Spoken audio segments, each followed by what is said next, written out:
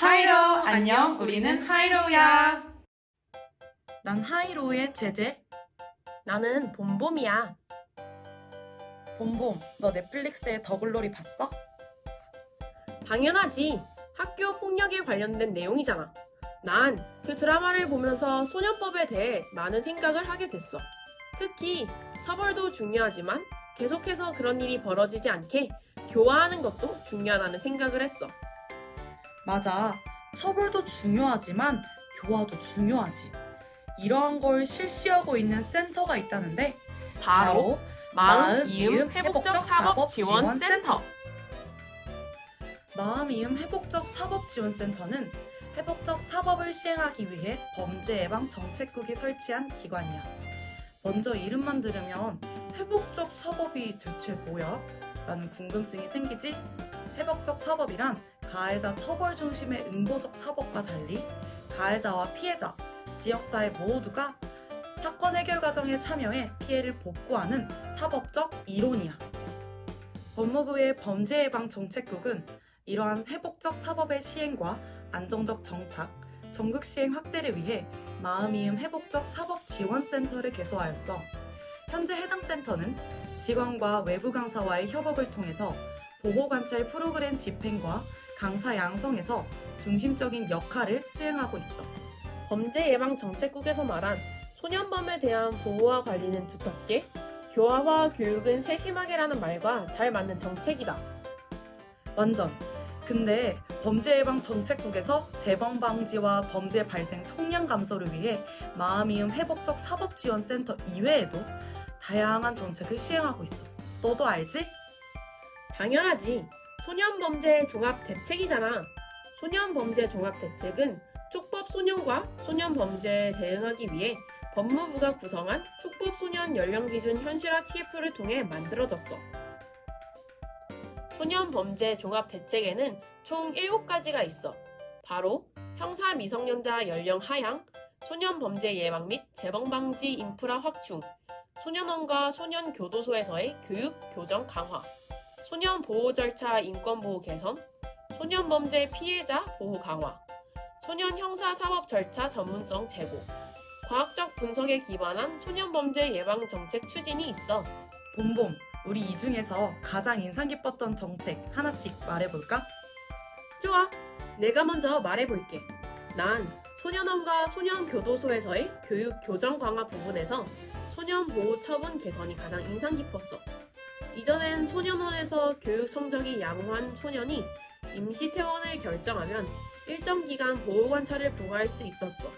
그런데 반대로 교육 성적이 불량한 만기 퇴원 소년에게는 보호 관찰을 부과할 수 없었지. 그러면 어떤 문제가 생길까? 오히려 처우가 역전된 상황 같은데? 그러면 보호 관찰이 필요한 대상에 대한 관리에 공백의 문제가 생길 것 같아.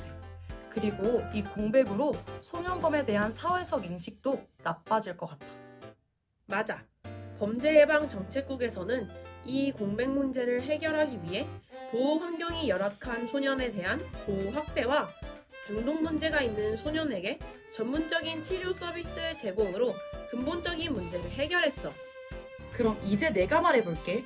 난 소년보호 절차 인권보호 개선 부분에서 외출 제한 감독 시스템 개선이 인상 깊었어.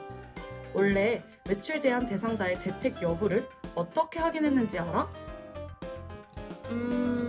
일정 시간에 방문해서 확인하지 않았을까? 아니야.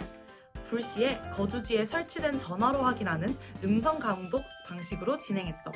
그러다 보니 대상자 및 가족의 수면권 침해 등의 문제가 계속해서 제기되었어. 이러한 문제를 해결하기 위해서 스마트워치 방식으로 전환했어. 스마트워치 방식?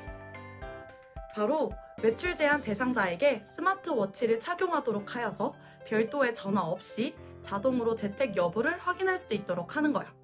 기술 발전에 맞춰가는 정책이어서 인상 깊었어. 기술 발전에 맞춰가는 정책이라니까 셉티드와 소년범죄 예방 적극 연계 조치도 생각났어. 셉티드? 그게 뭐야? 셉티드는 범죄 예방 환경 설계라는 건데 범죄 발생의 환경적 요인을 사전에 제거하여 범죄 감소 및 주민 불안감을 해소하는 범죄 예방의 기법이야. 그럼 셉티드랑 소년범죄 예방은 어떻게 연결시키는 거야? 2022년에 전국 7개 지역의 학교 및 통학로 등 13개 장소를 적극 발굴하여 해당 지자체에 범죄 예방 환경 개설 컨설팅과 기초 설계안을 제공했어. 방범시설 확충, 조도 개선, 보안 등 신설, 공폐가 정비, 쉼터 조성 등이 바로 그 예시야. 어때? 너희가 생각하는 것보다 범죄 예방 정책국에서 다양한 정책을 시행 중이지?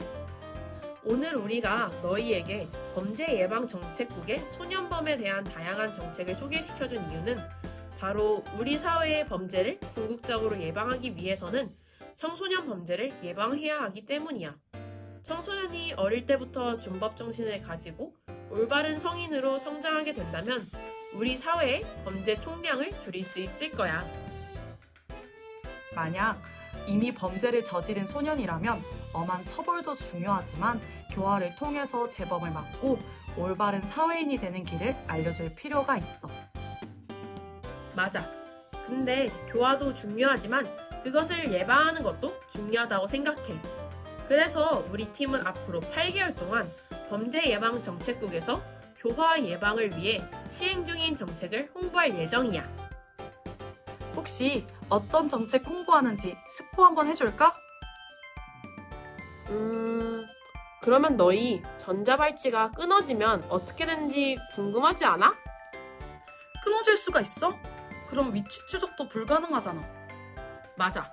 근데 범죄 예방 정책국에는 전자장치 제도라는 게 있어. 이 제도는 말이지. 바로 이 다음이 궁금하다면 우리의 공식 하이로우 계정을 방문해줘. 지금까지 봄봄 제재였어. 바이로. 바이로.